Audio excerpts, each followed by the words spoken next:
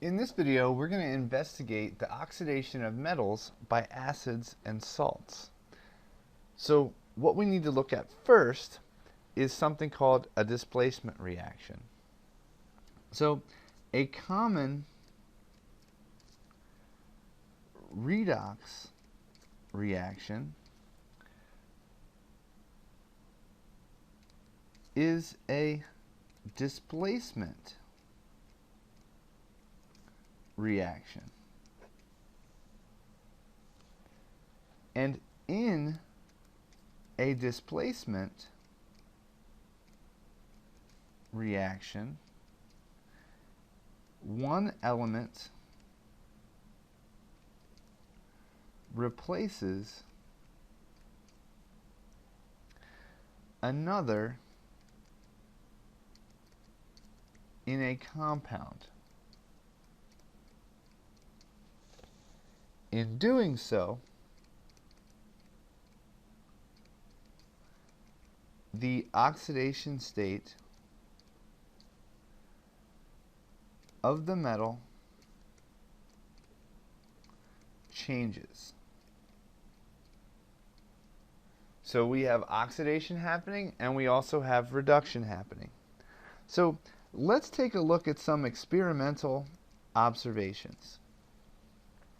We find that if we take solid iron or a solid strip of iron metal and place it in a copper sulfate solution, over time we're going to observe the products of copper metal plus an iron sulfate solution.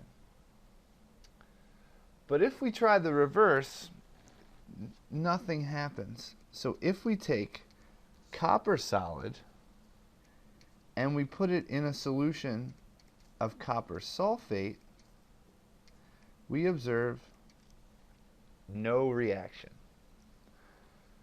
So the question we need to ask ourselves is, how can we tell whether a displacement reaction will take place?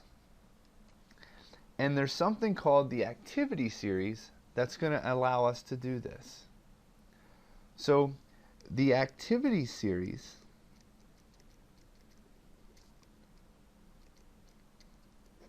which is table 4.5, is an experimentally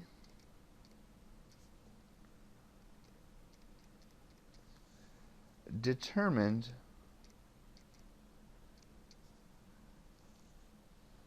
list that indicates if a redox reaction will occur between metals in solution. And we can investigate this table to see and look at where on this list that metal occurs to see if a particular reaction will take place. So the key thing that we have to look at from this activity series or this table is that any metal on the list can be oxidized by the ions of elements below it.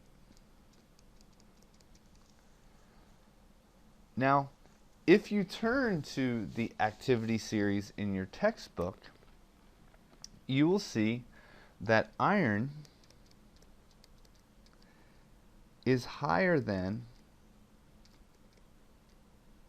copper on the activity series.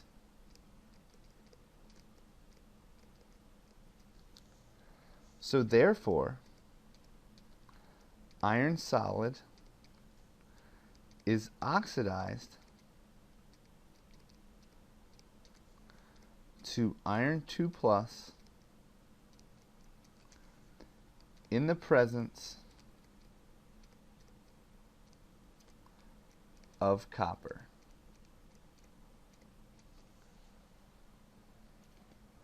So since iron's higher than copper on the activity series, this reaction will happen. Okay? On the flip side, if we compare copper, and since copper is lower than iron in the activity series, copper solid will not be oxidized to copper 2 plus in the presence of iron. And as a consequence, like we saw in our experimentally observed results here, no reaction is going to occur.